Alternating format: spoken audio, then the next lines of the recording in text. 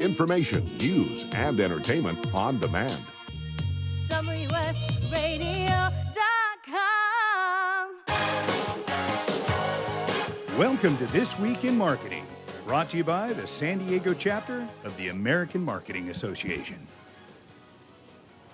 Good morning, San Diego marketers. You're listening to another episode of This Week in Marketing, brought to you by the San Diego chapter of the American Marketing Association, and of course powered by WS Radio. A couple announcements to get through today. First one is to be sure and go ahead and register for our Cause Conference virtual meeting on July 14th. Be sure to check out our website and get registered for that. And yeah, in the studio today I've got Sam Wheeler. Sam, how are you doing today? Pretty good. How are you, Kevin? I'm doing well, thanks. I haven't seen you in a while. How have you been? It's been a few months. Yeah, it's, trying to stay active, working from home, and, we're doing a ton of work on the Cause Conference, which, I can talk a little bit about if you'd like, but we've got go ahead. So we've got our Cause Conference webinar series that's been going on. We call it the Summer Webinar Series. We've got an awesome show coming up on B Corps on the 14th. At the end of the month, we have a really great show at Digitopia, one of our good friends, about brand activation and kind of creating how nonprofits can kind of create a funnel that's not cheesy or like overly salesy, which will be great. And then, we've got our actual Cause Conference event, which, don't want to give away too many details because we haven't released it publicly, but it's going to be a series of webinars, probably three webinars in the fall leading up to like an in-person interactive virtual day. Not in person, but interactive virtual event, which will be a lot of fun. So, keep that between me and you, I guess, but details are not public yet, but they'll be releasing soon. Awesome. Sounds great. How are things going at InSeeve? InSeeve is great. We're, we've got chugging along, helping our clients get through the summer.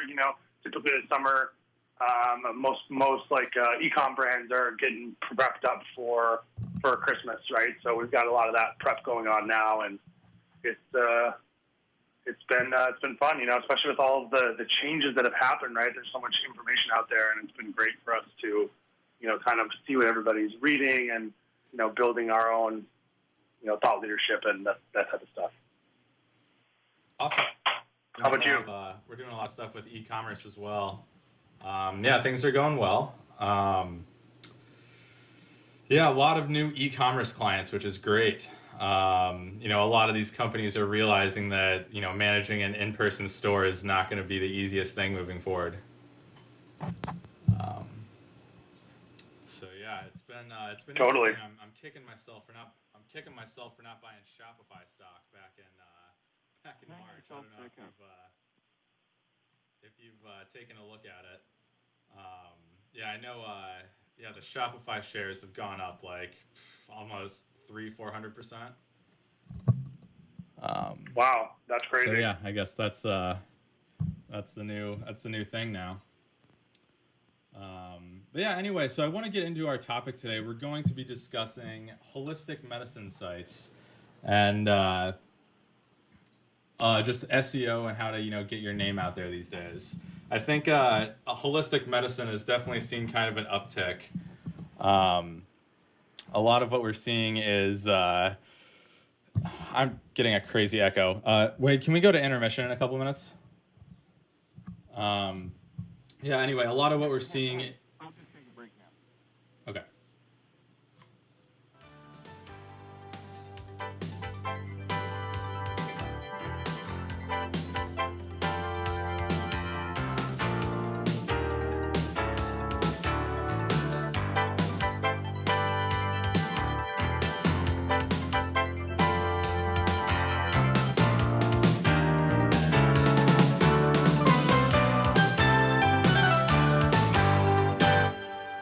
A podcast or radio show on WS Radio is a great way to create content marketing.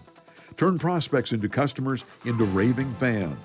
Contact Wade at wsradio.com or call 866-WS-RADIO. Hi, this is Rob Barnett, CEO and founder of VinVillage.com and the Wine and Dine Show on Vin Village Radio. Do you have a wine, event, product, or service to promote? Then contact VinVillage.com to reach thousands of wine lovers across the country.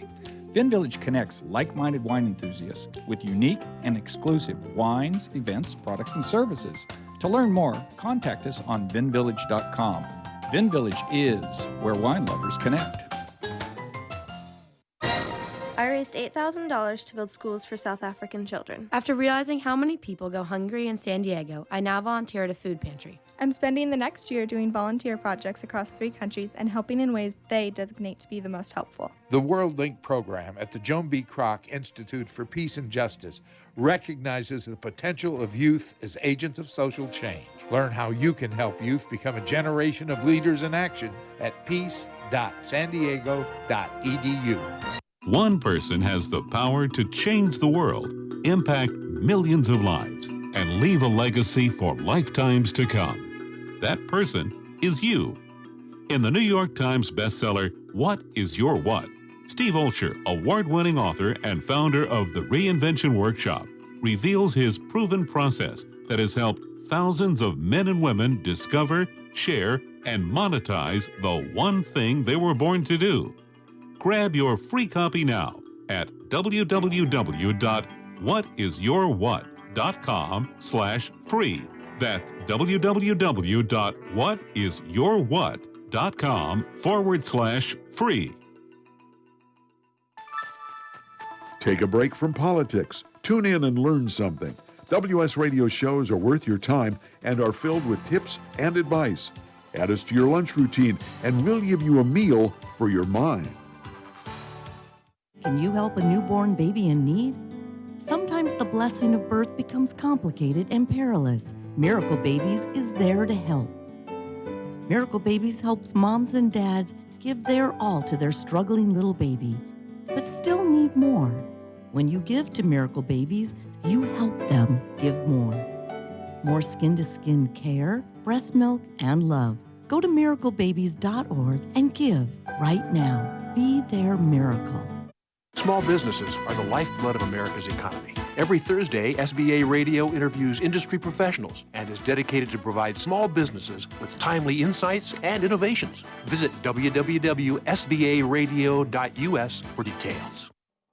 Talk to me. Information, news, and entertainment on demand. WSRadio.com. Welcome to This Week in Marketing, brought to you by the San Diego chapter of the American Marketing Association. Good morning, San Diego marketers. You're listening to another episode of This Week in Marketing, brought to you by the San Diego chapter of the American Marketing Association, and as always, powered by WS Radio. In the studio today, I've got Sam Wheeler, and we are going to talk all about holistic medicine sites and SEO in 2020. Now, before we get down to business, got a couple announcements to get through. First of all, I want to remind everyone to check out the SDAMA website for registration for the Cause Conference webinar series, which kicks off on July 14th. And I know, Sam, you've been working really hard getting that planned. If you want to talk a little bit more about that, go ahead. Yeah, hey, Kevin, how's it going? Good morning. I'm good. How you doing? So the Cause, pretty good. So the Cause Conference, as you know, and a lot of our constituents know, has been pushed back due to COVID, which has been a bummer, but we've been working hard to get some awesome content in the works. And, we've had a pretty successful start to our summer webinar series. And, as you mentioned, the next one is on July 14th. We're talking about B Corps and how, nonprofits and companies can take lessons from B Corps to help build a just and equitable economy is kind of the title of that talk. It's going to be really great. We've got very cool representatives. Yeah, we've got some representatives from Alliant University here in San Diego, Dr. Bronner's, which is a soap company, and they've got a bunch of products that are really great and helpful, and they're also a B Corp. And then we have a few agencies in town that support B Corps with branding and strategy and that type of stuff. So it's going to be a really good panel. We've got a few other webinars lined up for the summer. And then, I don't want to spoil the news too much because we've got, we haven't released it publicly yet, but the Cause Conference in 2020 is shaping up to be, really awesome interactive virtual events with, some additional, like, really heavy duty content webinar sessions leading up to the day of. So it's going to be cool. We'll be releasing full details about that in the coming weeks here, but I'm really excited, and everybody that's participating, all of our awesome speakers and, the panelists and the hosts and that stuff, everybody's really pumped. So I think it's going to, while it's not going to be as, the in-person might of previous years, I think the content and, some of the unique interactive elements we have will be really fun for everyone. So pretty pumped about that. Awesome. Love it. Rolling with the punches. You guys have done a lot to, really make these virtual events something special. So, it's going to be a great event. I'm really looking forward to it. So I want to dive just right into our topic of discussion here. We're talking all about holistic medicine sites and SEO. I think a big uptick we're seeing in traffic is, given the current pandemic, a lot of people are looking into holistic medicine. I mean, that's just been a trend that's been going on long before coronavirus started, but I think we're seeing a big uptick these days. So I want to start by giving a little bit of background on the challenges of holistic medicine sites and SEO. Now, every time there's a big Medicore update, holistic medicine sites are normally the first just to get pounded in rankings. There's a lot of reasons as to why that could be. Obviously the logical reason is Google wants to prioritize, especially with companies that have a direct impact on people's everyday life and their well-being. Google obviously wants to provide the most relevant information to the user and, more importantly, the most credible. Now, the conspiracy theorist in me thinks that it might be something to do with the pharmaceutical companies working with Google to, keep those holistic medicine sites off a search. But that's a topic for another day. I could dive into that for hours. Totally. Sam, I'm curious to get your thoughts on it. Yeah, I mean, think about it this way: Google's and your money, your life designation is important, right? Because you wouldn't go to somebody who just started a lawyer shop who's not certified to be an attorney, right? You wouldn't just go into their office and be like, "Hey, represent me," right? Because I saw your ad or whatever, and you just started, you don't have a license. Like, yeah, that's great. You're going to be awesome, right? I mean, the same concept goes with holistic medicine, right? There are really reputable holistic medicine sites out there, but it's really easy for you and me to just start, Sam's super awesome healthshop.com, right? And so what Google has been trying to do for years is, helping and trying to understand how to find reputable sources of information, especially when it impacts people's lives, right? So, that's why, you do see often some health sites taking a hit, holistic sites too, but, we've also seen updates hit really big health sites too, like Healthline, and, the Mayo Clinic has gotten hit a few times too, right? And so, Google needs to understand it and provide more information to people, or enough information that people can make this, get the information they need without being too repetitive. But they want to make sure, you don't have someone in that metaphor that just started a health shop giving out health advice. You know what I mean? Right. Yeah, they've got to build up that level of expertise and really just prove to Google that they know what they're talking about and they can actually do decent work and not just ruin people's lives. 100%. Yeah, so I think a lot of the challenges we're seeing with these new holistic medicine sites that are popping up is really just gaining that credibility early on. And, that's going to be the biggest hump to get over and, getting decent rankings as a holistic medicine site. Fortunately, I don't think it's impossible. I don't think it's easy. I think holistic medicine sites probably have it the hardest of any vertical in that whole YMYL industry. Or YMYL Industries. But yeah, I think a couple of the most important thing to keep in mind is, for starters, whoever is behind the show, who's running it, they just need to showcase their credentials. They need to prove that they somewhat know what they're talking about. From, their credentials prove that they know what they're doing in the health industry. And this involves putting on, a bio on the site, maybe just having everything on there, where you went to school, your experience, any research published, if applicable, any other sites featured on, just a number of other things. Sam, what would you say are the most important things you can do if you're starting a holistic medicine site just to get your credentials just out in the world? Yeah, so good question. It's like you mentioned, it's important to showcase that you know what you're talking about, right?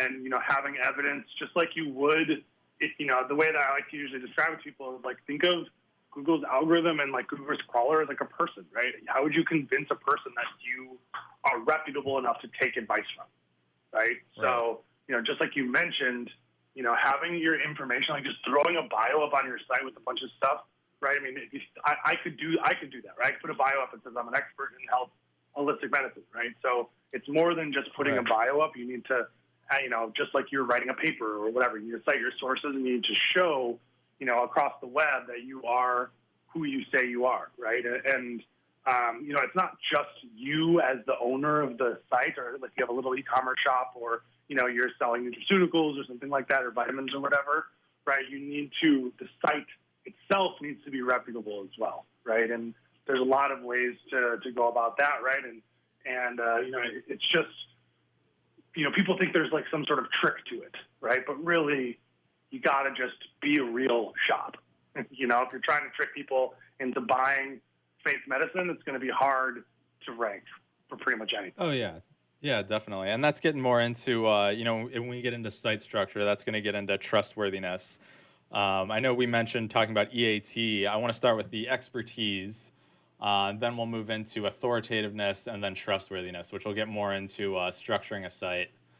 But yeah, in terms of expertise, I think one of the biggest things once we get through the bios is, once you showcase the credentials, you need to just create the content that is actually reputable. Sam, like you said, citing reputable sources and, not making any outlandish claims or, in other words, not going against anything that's just like generally perceived as fact. Like, if you're making claims that, the earth is flat, claims like that, you're probably not going to get a lot of love from the search engines.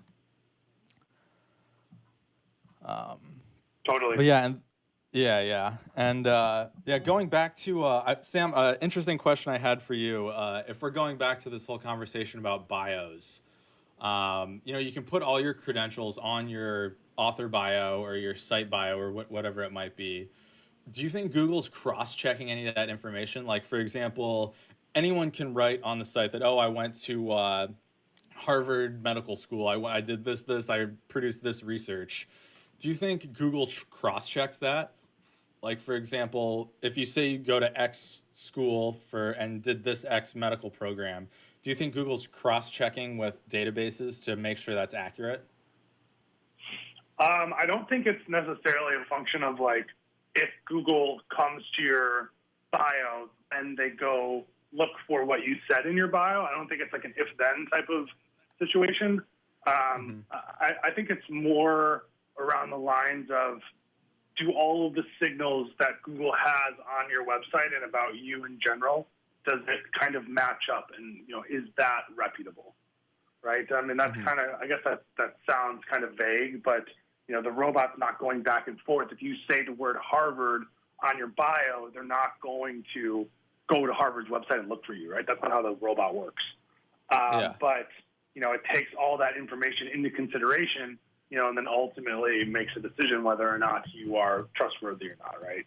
And on top of that too, people think, we've had so many people come to us and say, hey, can you help me like make the best bio possible? And, we're usually just like, look, the bio itself is not the answer to eat. You can't just throw a bio up on your website and then like all of a sudden you're an expert and your expertise score goes up, right? It's more, it's a combination of, your website in general, the sentiment on the web that you have, and your content. I mean, if you have crappy content on your site and, you're not writing in a, more formalized educational way, especially if it's like an editorial query or some sort of health query, right? It doesn't matter what you say in your bio; it's still not going to help you from an expertise standpoint. Right, right. Yeah, I mean, at the end of they got to work in tandem. You know, the getting the bio on there is just kind of the baseline, and then from there, it's just about producing the content. You know, that's like we said, cites the credible sources, has actionable information, and is written in a way that's easy to comprehend. Yeah, I would, if you're thinking about the way the robot does operate, it follows links, right? So, generally a pretty good idea. I think if you look at Google's quality ratings, it has an example of author bio. I'm not 100% sure on that, but, think that Google crawls links and finds information through links, right? That's usually how the robot understands the web. So if you have a place where you've been featured or where you graduated from that has a link back to your website, link that into your bio, right? So Google crawls this link that you say who you are, and then it also ends up coming back to your website, right? I mean, you can think about it that way. I mean, that's not 100% how it works, but, any signals you can send to Google to be like, look, I'm real and I'm good, and this is something that I'm an expert in, is ultimately not going to go unnoticed, in my opinion. Mm-hmm. So what do you think is, if we're talking about the quality of content and citing reputable sources in holistic medicine, I think one of the biggest struggles is there's really not a whole lot of studies out there on holistic medicine. I know we've worked with a number of CBD clients, and they're running into issues. Yeah, there's research out there, but a lot of it's relatively new, and there's just not a whole lot of it these days compared to if you look back at these pharmaceutical companies, they've got research, credible research from very credible institution that stretches back decades and decades. And that's really just not the case in a lot of holistic medicine verticals. So I'm wondering, what do you think is a good way to get credible information on your educational content with the lack of credible research? Do you think a lot of it comes down to these people doing the research? Yeah, so, conducting your own research, right, is something that obviously if you have the resources to do and you can do it well and in the right way, you should be doing that, right? Any type of proprietary information that you can provide that's backed by evidence, right, is going to help Google be like, you are the original source of information, right, which is always good from an expertise standpoint, right? But, it's understanding too that in a lot of these industries, you're not even legally allowed to make claims about health, right? I mean, in the CBD space, especially in a lot of nutraceutical space, literally on your website, you're not allowed to say this cures this, right? Exactly, because, like you mentioned, there's no proof that it does that, right? So when you're writing this content, you need to reflect the general consensus, and I think you alluded to this earlier, of hey, this is what the general trend of this industry is going, and here's some evidence that we have, and here's some, here's the information and the discussion or the discourse on the topic, right? I think that's way more valuable, and especially talking about both sides of the issue, right? Because for a lot of health queries, you don't see if you type in nutraceuticals, right? You don't really see a list of category pages, right, of just, shops that you could buy nutraceuticals from, right? It's more articles about what nutraceuticals are and, if they're legit or not. So, we'll get into how to do the research and the content, I feel in a little bit, but, it's important to understand what keywords you're trying to rank for with your content too, because, if you type in, nutraceuticals for running or nutraceuticals for sleep, right, and you don't see a single e-com page, doesn't make sense to map map that keyword to an e-com page if Google's not serving it, serving other competitors, you know what I mean? So it's, I would say, I'm kind of getting a little bit off topic here, but, when you're creating this type of content, you need to make sure that you're talking about the discourse of the subject and not, trying to prove something that is not provable, or, if the FDA, for example, doesn't say it's legit, it's going to be hard for you to convince Google that you're right and everybody else is wrong. You know what I mean? Right. Yeah, and I think a lot of that just comes down to the wording. Like you said earlier, you can't say that okay, CBD cures cancer. You'll get in trouble for that. How you got to frame it in this content you produce is here's what we've been seeing with a little research out there. This is the discourse around the topic, and based on what we've seen in the discourse, CBD may help manage symptoms of this.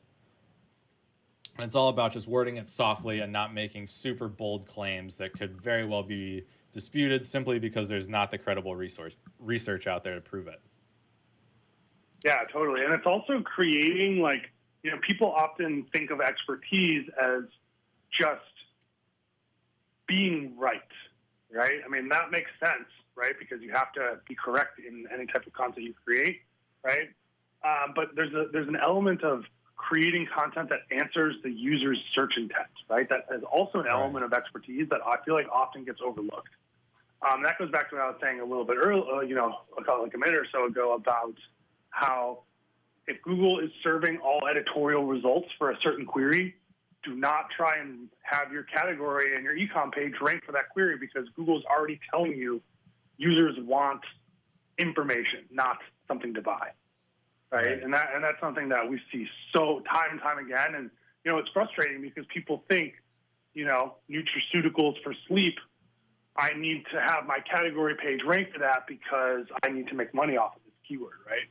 And there are some situations where paid search, I don't know specifically about this nutraceuticals for sleep example, but there are situations where an e-com page could make money in paid search and do well, but not rank in organic, right? Because it's not necessarily the organic intent of the user search that you're trying to fulfill.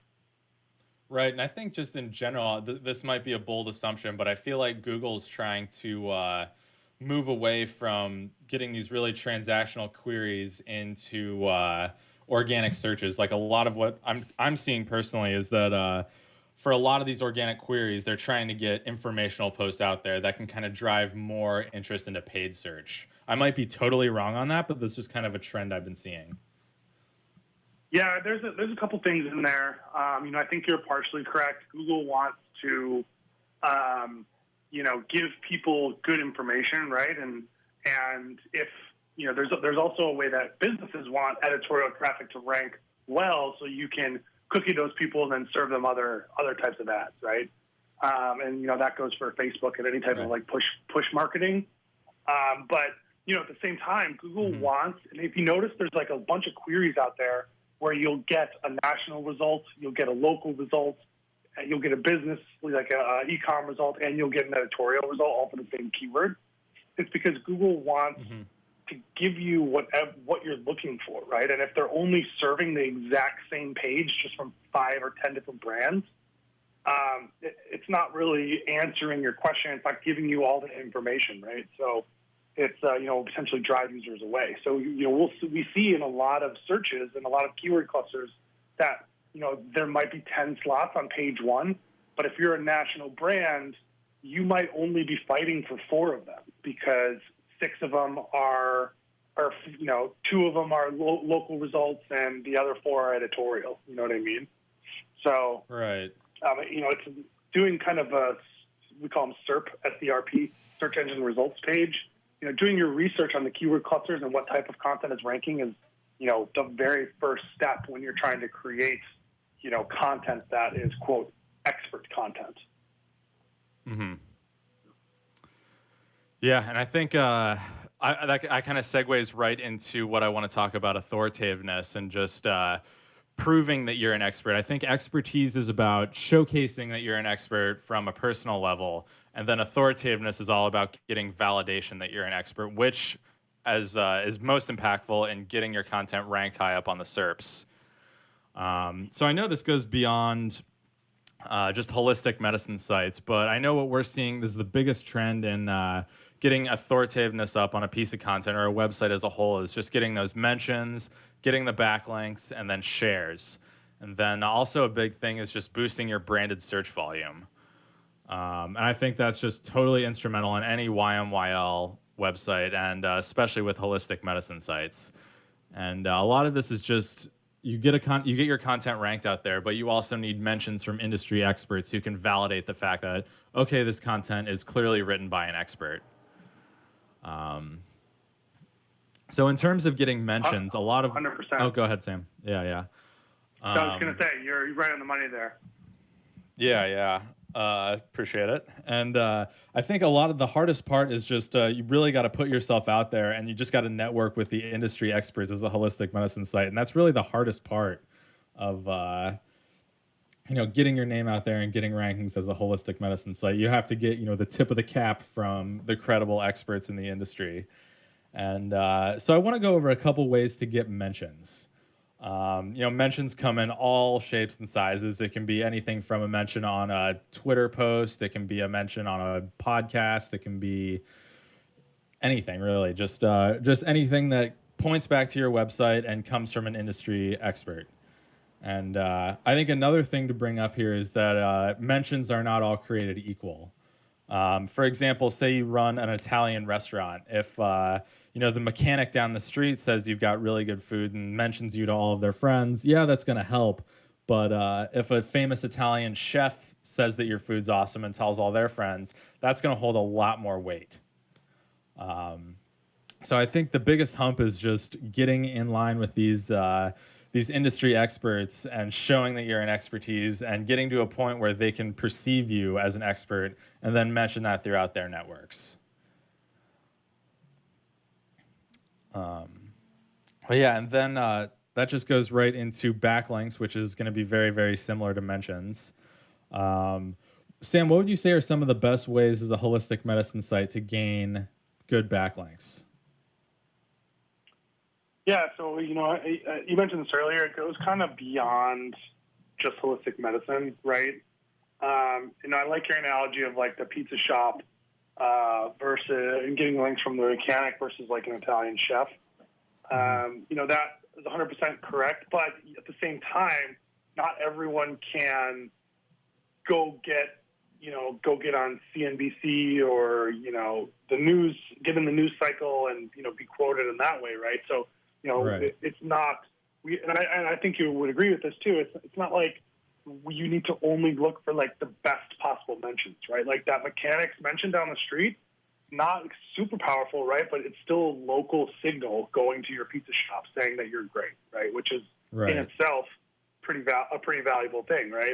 And using that same example. So, it's important that, if you, and then, we also have people come to us and say, why do I need credibility from experts when I am an expert and I should be giving credibility to others, right? And so, you can think that way, which is great. And, then what you need to do is, have a mixture of, your peers, not necessarily the experts above you, but your peers are agreeing with you, right? And other industries are saying, hey, these people are right, blah, blah, blah. But also, going in other places and talking about the industry, right? And showing that you're a leader here and, no press is too small, we like to say. So, finding podcast, giving talks and podcasts or, networking with different areas different groups, I guess you could say, that are outside of like your specific industry, I think are really helpful, right? And like you mentioned, it's a networking game these days, right? You just hit somebody up and said, hey, let's do something great. Let's do like a recorded Zoom webinar that we could put on our website, or, let's do some sort of collaboration project in design or whatever, right? And making sure that when you're connecting with these websites and, these other groups, that you're not coming off as like, hey, just help me. Right. It's more of a conversation of like, let's help each other and, produce something great for both of our audiences, right? And specifically in the health space, think about the types of groups on the web that don't make money on the internet. Okay, that's kind of a weird concept, but like, you want to be connecting with community gardens, right? They all have websites. They don't technically make money on the web. That would be a great group to target, right? And do some sort of collaboration with hiking groups, maybe some sort of like clubs, right? Like book clubs. If they could, you could get a book club to do some sort of talk about, not necessarily your book, but a book in the health space or whatever, and you're like a guest in that, discussion, right? That's a pretty good idea. You could even go into potentially, see if you could get into universities and student life offices, right? And, see if you could provide content for them about, something that is not maybe too, too contested, I guess, but, offering solutions there as well, right? So there's a bunch of ways. And typically when we talk about link building, we want to stay away from sites that make money on the web, because those sites typically will be like, yeah, no, we're not going to help you type of thing, or pay us money and we'll do that. Right. Yeah, and I think a lot of that comes down to finding just relevant verticals to get into. Like, that's the great thing I think about holistic medicine is there's just so many subsets of holistic medicines. Like, for example, you can network with yoga groups. You could network with, CBD companies, any sort of. I just feel like there's so much potential in holistic medicine to network and really just share your expertise. Yeah, and on top of that too, people think you have to spend time doing the outreach. People think like, I can't afford to do link building or whatever. But it's like, literally, you got to roll up your sleeves. You got to find opportunities. You got to reach out to them. You got to call them or email them. Right? I mean, it's very similar to like a sales pipeline almost, where you need to be like, prospecting for these opportunities. And ultimately being a real person, right? And connecting with somebody on a level that's deeper than, help me type of situation. So that's probably my biggest piece of advice is don't underestimate, the value of doing that type of outreach. Right. And I think the biggest thing, just whether you're reaching out to other organizations to build up your authority and just presenting yourself to people, like you have to prove that you're, especially in holistic medicine, that your number one priority is to actually help people. You're not just trying to capitalize on the fad and, make money. It has to be about you're there for the greater good. For sure. So, yeah. And in terms of building authoritativeness, I know we only have a couple minutes left. I'd actually like to do a part 2 on this episode, if you're up for it, Sam, where I want to talk about trustworthiness. I guess in these last couple of minutes, I'd like to provide a little bit of a preview. And when we're talking about trustworthiness in regards to the EAT, a lot of this comes down to how the content and how the site appears to readers and whoever else may be looking at your platform. Like, for example, if you look at a homepage that looks like it's straight out of 1994, that's not going to do a lot for you. Like, people are going to look at that and be like, ooh, I'm getting health advice from this website that clearly looks like it was built 30 years ago. Like, it's not going to do anything. So I think the biggest things we're looking at in trustworthiness is you have to have a platform that comes off as credible. And as everyone knows, I know this is one of the most broken record lines in the marketing industry. First impressions matter on the web. They're extremely important, and people make up their minds on a website within a couple seconds, if that. So a lot of it is you just have to have a very, very presentable platform, and it has to be written in a way and designed in a way that navigates very smoothly, and you have all the information on there, and it's really easy to find. We can talk for hours on this, and I'd like that to be maybe the next section of our show on holistic medicine sites is just developing a website that A, shows your expertise, and B, is written in a way that is really easy for readers to navigate and has all the information there to just make the experience really easy, really smooth, and really just leaves no stones unturned. 100%. And also, you shouldn't be hiding anything about your business or who you are or whatever, right? When people think of, anytime you're selling anything, having clear, where your terms and conditions and policies and privacy notifications and, all that stuff Google looks for to make sure that, you are your money or the user's money is safe with you, right? Or their information is safe. Right. So, it's really that from the website standpoint, right? It's you have to look good, but you also need to have the functions in the back end that protect your users as well. Yeah, absolutely. And I think that's going to come down to the success of your service page and your ability to rank for those is it has to be very safe. Like, you have to make it very clear that the user is going to get what they need and they're not going to get scammed. There's just no whiff of a scam whatsoever. And I think that's one of those things that's just a lot easier said than done.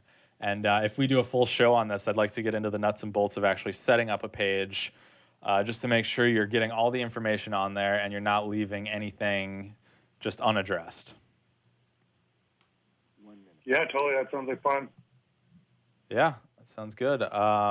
So yeah, I guess to close the show here, I want to thank everyone for listening in. I think we could do another show on trustworthiness and EAT, and especially with holistic medicine sites.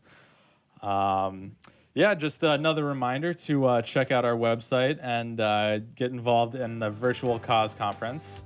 And we'll see you next time. You're listening to This Week in Marketing, brought to you by AMA San Diego, and as always, powered by WS Radio. And we'll see you next time.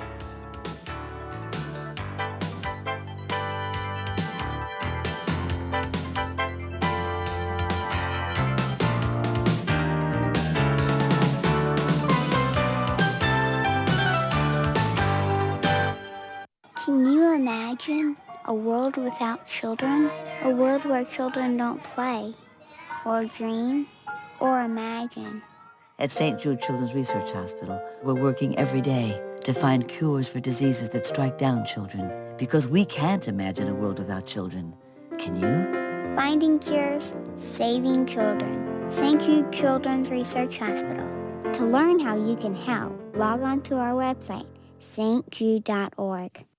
Tired of presentations with no impact, no inspiration, and no traction? Do dull speakers have you and your team disengaged and distracted by smartphones? Christopher McCullough brings energy, insights, and 2 decades of experience, delivered with punch, humor, and heart. Your team will leave energized, uplifted, and with a sense of purpose. Visit ChristopherMcCullough.com to bring some heat to your next speaking engagement. McCulloughe. ChristopherMcCullough.com. Take a break from politics. Tune in and learn something. WS Radio shows are worth your time and are filled with tips and advice. Add us to your lunch routine, and we'll give you a meal for your mind. Kenja Dixon was crowned the #1 sales executive through hard work, deep thinking, and the revelation of universal talk laws. He now wants to share these lessons with you. Universal talk laws are what you need to know and use in business and at home to have successful and effective conversations. Kenja Dixon shares his wisdom, action plans, and wealth. Each book comes with a chance to win $10,000. Find Universal Talk Laws at kenjadixon.com.